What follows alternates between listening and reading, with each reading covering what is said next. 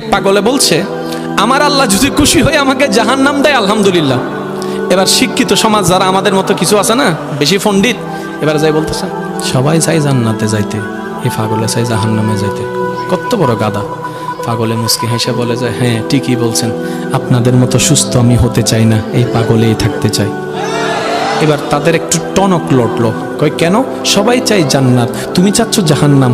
বলে যে ভাইয়ারা, আপনারা মনে হয় আমার কথাটা খেয়াল করেন নাই। আমি বলেছি আমার রব যদি খুশি হয়ে,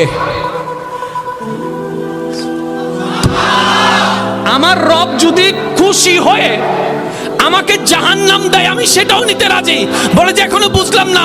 পাগল বলে জ্ঞান দিয়ে রবের বিষয় বোঝা যায় না, দিল দিয়ে বুঝতে হয়। আরে শুনো, রব যখন খুশি হয়ে যাবে জাহান্নামটা জান্নাত হয়ে যাবে, রব যখন নারাজ হয়ে যাবে জান্নাতটা জাহান্নাম হয়ে যাবে।